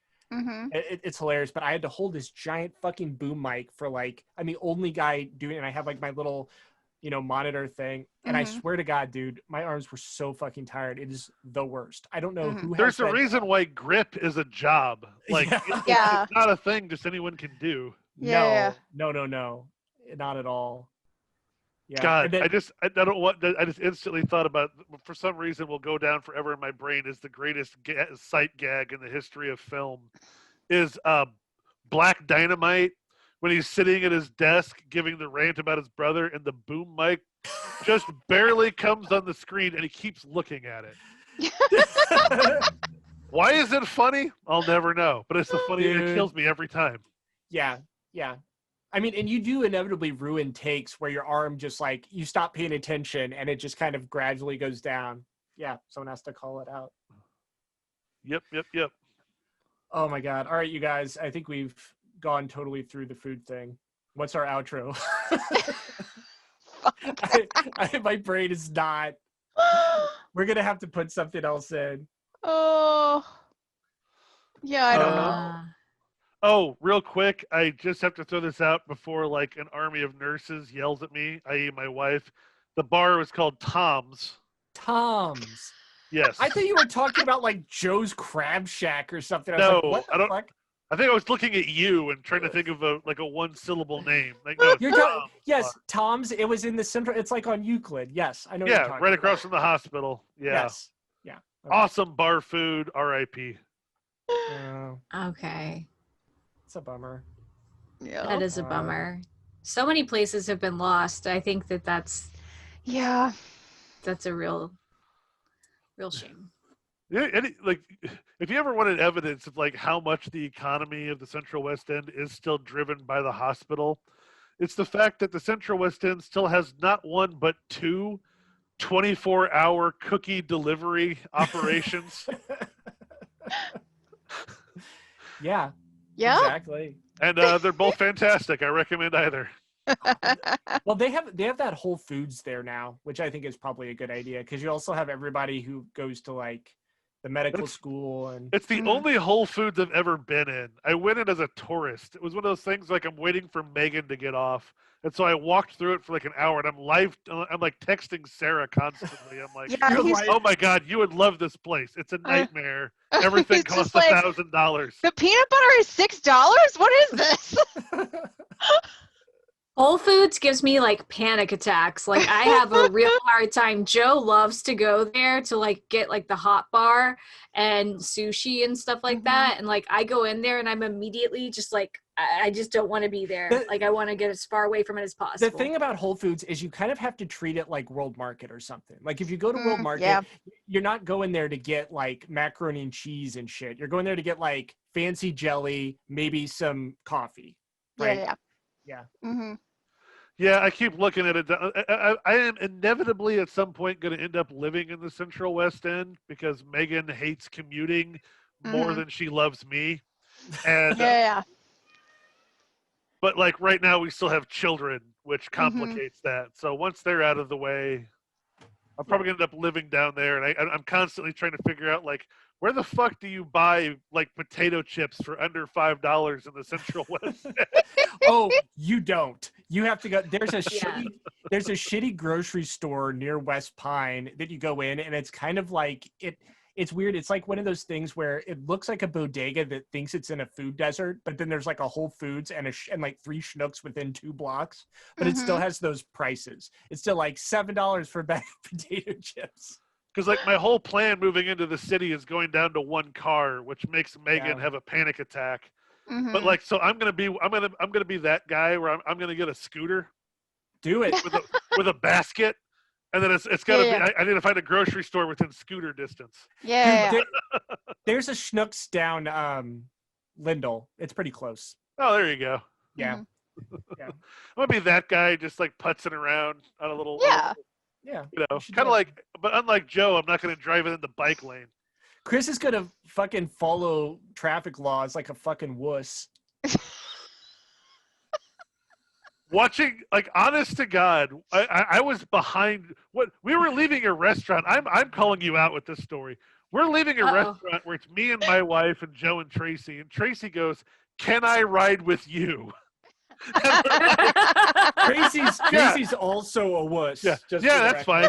And so Joe's in front of us, and at first he's in front of us until he decides, oh, there's traffic. So he takes his motor scooter into the bike lane and just starts blowing down sidewalks. Yeah. And we're like, oh, this is why Tracy came with us. Tracy's also a wuss. She wouldn't do, even if I was the best motorcycle driver. That said, I remember, I think you were still working at, I can't remember. Because I remember one time I was meeting you at your house and I beat you there. And it's when you were still commuting via scooter. Mm-hmm. And you came in like I think I was also there. Yeah, because you came in and you didn't say a word. You just poured yourself a drink. And we're sitting there with a shaky hand going, it didn't go well. That's just probably my job, dude. No, someone tried to murder you vehicularly. Oh, God. Yeah. Probably because you were in the bike lane, but you know. Yeah. Mm-hmm. Yeah, I have stories to tell about riding on that scooter. I avoid the scooter at all costs, and Joe hates it, and I'm sorry, Joe, but it is not fun to ride on the scooter with you. It is not. I know you love it. The majority of auto vehicle accidents I have ever been in, I was the passenger in Joe's car as a teenager. And you've been made stronger for it, Chris. Oh. This is what's given you the incredible tenacity that has carried you through as much of your life. I learned a lot about yielding on green on a left-hand turn from you. Yeah. Why is this whole episode just Chris calling us out? I don't know. Hey, Bud, what's going on? It makes me feel good that Chris does not know me that well, so I know. Yeah. You have not spent like a decade or more living in Chris's pockets, so. Right. I'm having a good time. Oh my God. So, wait, we have to create some kind of like segue to the outro. We still haven't done that. I'm gonna leave it to. What is a segue? Like philosophically. There we go. That's perfect. Let's use that. I mean, happy Thanksgiving, everybody. Happy Thanksgiving. Happy Thanksgiving. Yeah. Eat something good. Stay away from people. I'm tired. Guys, I've been up, fucking So bad, Bud. I've been up since 6. I don't know. Oh. Here, I'll tell you a story when I stop recording. Okay.